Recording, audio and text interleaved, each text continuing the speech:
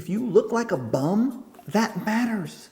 It does. If you haven't brushed your teeth, if your hair is all ratty, if you're sitting at home in your underwear, please put on some pants. Not me, you don't have to put on pants, but what I'm saying is that your presentation matters. We judge books by their cover. We can't help it. We all have prejudices. They're ingrained in us. We're conditioned by our parents, by our society, by where we grew up. We can't escape it. And the goal isn't to escape your prejudices. It's simply to know that they're there and operate with that knowledge. And that's neither here nor there, because what I'm talking about is presentation. I'm talking about how you look and how you behave and how you communicate and the cadence with which you speak and how you present yourself. It is very, very important when it comes to your business, because people will judge you based on how your website looks, based on how you sound, based on how you're dressed. And so what we want to do is take that into account. We want to know that we're going to be judged for our presentation and then be deliberate about our presentation, right? Like,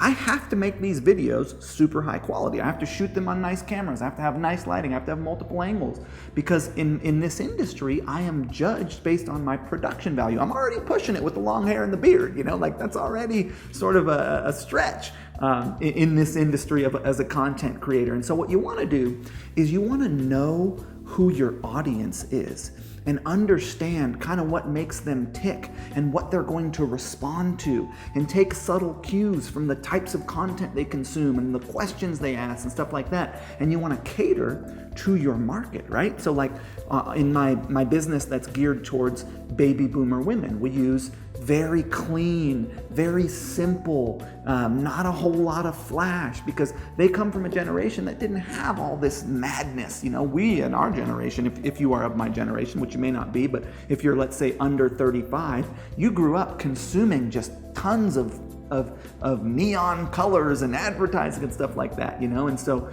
you want to know who you're trying to appeal to. You want to know what connects with your market. A mark is a carny term.